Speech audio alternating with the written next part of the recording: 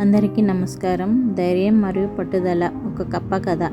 ఒక అడవిలో కప్పల గుంపు వెళ్తూ ఉంది. రోడ్డులో ఒక గట్టి గుంత ఉంది. ఇద్దరు కప్పలు ఆ గుంతలో పడిపోయారు.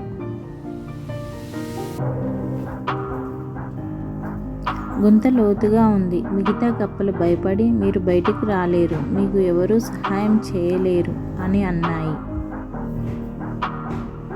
ఒక కప్ప నెమ్మదిగా నమ్మకం కోల్పోయింది. నిజమే, నేను రాలేను అనుకుని ప్రయత్నించడం ఆపేసింది. కానీ రెండో కప్ప మాత్రం ఆ మాటల్ని పట్టించుకోలేదు. అది ప్రయత్నిస్తూనే ఉంది. ఎవరేమన్నా వినలేదు. చివరకు ఒక పెద్ద జంపు చేసి బయటకు వచ్చేసింది. అందరూ ఆశ్చర్యపోయారు. నువ్వు మా మాటలు వినలేదా అని అడిగారు. అప్పుడు ఆ కప్ప చిరునవ్వుతో చెప్పింది, నేను వినికిడి లోపం ఉన్న కప్పను. మీరు నన్ను అనుకున్నాను.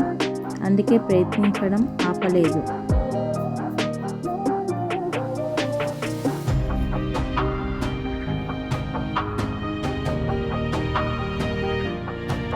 ఈ కథలోని పాఠం ఏమిటంటే, ఎవరైనా నిన్ను అణచివేయాలని ప్రయత్నించినా నువ్వు నమ్ముకో. నిన్ను దుర్విమర్శించిన వారి మాటల్ని వినక దృఢ నిశ్చయంతో ఉంటే నీ విజయం ఖాయం.